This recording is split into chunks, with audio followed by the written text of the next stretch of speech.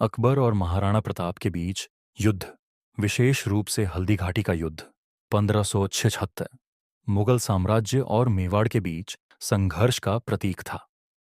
इस संघर्ष के कई कारण थे जिन्हें ऐतिहासिक और राजनीतिक दृष्टिकोण से समझा जा सकता है।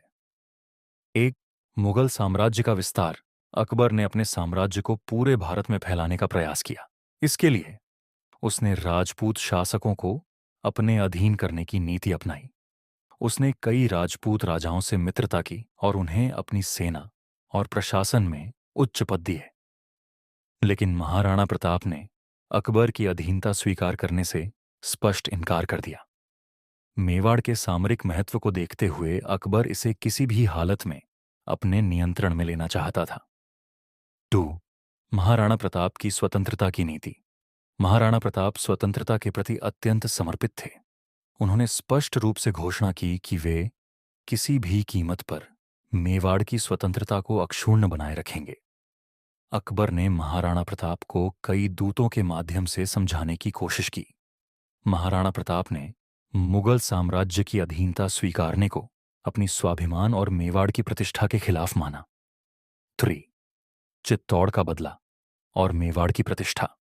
चित्तौड़, मेवाड़ की राजधानी, पहले से ही 1568 में अकबर द्वारा जीत लिया गया था। लेकिन महाराणा प्रताप का सपना था कि वे चित्तौड़ को फिर से अपने नियंत्रण में लाएं। मेवाड़ की स्वतंत्रता को बनाए रखने के लिए उन्होंने मुगलों के खिलाफ संघर्ष जारी रखा। 4. धार्मिक और सांस्कृतिक कारण। अकबर ने धार्मिक सहिष्णुता की नीति अपनाई थी, लेकिन वह अपने साम्राज्य के विस्तार के लिए राजपूतों पर दबाव डालता था। महाराणा प्रताप ने इसे मेवाड़ की सांस्कृतिक और धार्मिक स्वतंत्रता के लिए खतरा माना। उन्होंने इसे एक धार्मिक संघर्ष के रूप में भी देखा, जहां हिंदू गौरव और स्वतंत्रता को बचाना उनका कर्तव्य था। 5. हल्दी घाटी का युद्ध 56। इन कारणों से अकबर ने महाराणा प्रताप को हराने के लिए मानसिंह के नेतृत्व में एक विशाल सेना भेजी। हल्दी घाटी में दोनों सेनाओं के बीच भीषण युद्ध हुआ। महाराणा प्रताप और उनकी सेना ने वीरता से लड़ाई की, लेकिन उनकी सेना छोटी और संसाधन सीमित थे। यह युद्ध निर्णायक नहीं रहा, लेकिन महाराणा प्रताप को संघर्ष जारी रखने के लिए जंगलों में शरण लेनी पड़ी। 6. महाराणा प्रताप की दृढ़ता। युद्ध के बाद भी महाराणा प्रताप ने अकबर के खिलाफ संघर्ष जारी रखा। उन्होंने गुरिल्ला युद्ध की रणनीति अपनाई और धीरे धीरे मेवाड़ के अधिकांश हिस्सों को पुनः जीत लिया। उनकी यह दृढ़ता और स्वतंत्रता के प्रति समर्पण उन्हें इतिहास में एक महान योद्धा के रूप में अमर बनाता है। अकबर ने महाराणा प्रताप से युद्ध इसलिए किया क्योंकि वह मेवाड़ को अपने साम्राज्य में मिलाना चाहता था, जबकि महाराणा प्रताप ने स्वतंत्रता और स्वाभिमान को सर्वोपरि मानते हुए मुगलों की अधीनता स्वीकारने से इनकार कर दिया। यह युद्ध भारत के इतिहास में स्वतंत्रता और स्वाभिमान के संघर्ष का प्रतीक बन गया। अकबर, जिन्हें अकबर महान के नाम से जाना जाता है, मुगल साम्राज्य के तीसरे शासक थे। उनका शासनकाल 1556 से 1605 भारतीय इतिहास में एक सुनहरे युग के रूप में जाना जाता है। वे न केवल एक महान योद्धा थे, बल्कि एक कुशल प्रशासक, धार्मिक सहिष्णुता के समर्थक और कला संस्कृति के संरक्षक भी थे। अकबर ने अपने जीवन में कई महान कार्य किए, जिनका प्रभाव भारत के सामाजिक, सांस्कृतिक और राजनीतिक विकास पर आज भी देखा जा सकता है। अकबर का व्यक्तित्व और शासन शैली। अकबर एक साहसी, दूरदर्शी और कुशल शासक थे। उन्होंने न केवल युद्धों के माध्यम से साम्राज्य का विस्तार किया, बल्कि अपनी प्रशासनिक नीतियों के जरिए इसे स्थिर और संगठित भी किया। उन्होंने सार्वभौमिक सहिष्णुता, सुलह कुल की नीति अपनाई। अकबर हमेशा प्रजा की भलाई को प्राथमिकता देते थे और सभी धर्मों के लोगों को समान दृष्टि से देखते थे। अकबर के महान कार्य, एक साम्राज्य का विस्तार और मजबूती। अकबर ने अपने शासनकाल में भारत के अधिकांश हिस्से को मुगल साम्राज्य के अधीन कर लिया।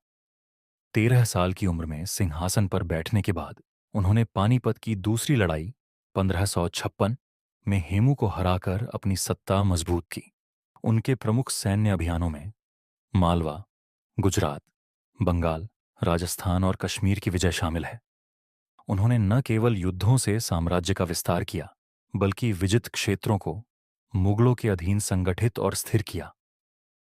तो धार्मिक सहिष्णुता और दीन-ए इलाही अकबर ने धार्मिक सहिष्णुता के लिए कई कदम उठाए। जजिया कर, गैर मुसलमानों पर लगाया जाने वाला कर को समाप्त किया।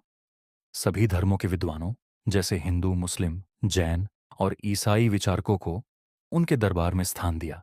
दीन-ए इलाही नामक एक नई धर्म आधारित नैतिक संहिता का प्रचार किया जो सभी धर्मों की शिक्षाओं को मिलाकर बनाई गई थी। 3. प्रशासनिक सुधार। अकबर ने अपने शासन को प्रभावी और न्याय संगत बनाने के लिए कई प्रशासनिक सुधार किए। मानसबदारी प्रथा लागू की, जिसके तहत सैन्य और प्रशासनिक अधिकारियों को रैंक और वेतन निर्धारित किया जाता था। भूमि कर सुधार किया और टोडरमल के नेतृत्व में भूमि राजस्व प्रणाली बनाई। शासन को केंद्र, प्रांत, जिले और गांव स्तर पर विभाजित कर प्रशासनिक व्यवस्था को मजबूत किया। 4. राजपूतों के साथ संबंध सुधार। अकबर ने राजपूतों के साथ मित्रता स्थापित करने की नीति अपनाई, जो उनकी सबसे बड़ी सफलता मानी जाती है। उन्होंने कई राजपूत राजकुमारियों से विवाह किया। राजपूतों को मुगल सेना और प्रशासन में उच्च पद दिए। महाराणा प्रताप को छोड़कर अधिकांश राजपूत राजाओं ने उनकी अधीनता स्वीकार कर ली। 5. कला, संस्कृति और स्थापत्य का विकास। अकबर ने भारतीय कला और स्थापत्य को प्रोत्साहन दिया। फतेहपुर सीकरी और लाहौर में भव्य इमारतों का निर्माण कराया। फतेहपुर सीकरी उनकी वास्तुकला और सांस्कृतिक दृष्टि का उत्कृष्ट उदाहरण है। उनके दरबार में अबुल फजल, फैजी, तानसेन और बीरबल जैसे 9 रत्न मौजूद थे। 6. सैन्य संगठन और रणनीति। अकबर ने अपनी सेना को संगठित और मजबूत बनाया। उन्होंने बारूद और तोपों के उपयोग को प्रोत्साहित किया। उनकी सेना में विभिन्न जातियों और धर्मों के सैनिक शामिल थे। 7. सामाजिक सुधार। अकबर ने समाज सुधार के लिए भी महत्वपूर्ण कदम उठाए। सती प्रथा और बाल विवाह जैसी कुप्रथाओं को रोकने के लिए प्रयास किए। महिलाओं को संपत्ति और पुनर्विवाह का अधिकार देने की कोशिश की। उन्होंने सामाजिक भेदभाव को समाप्त करने का समर्थन किया। 8.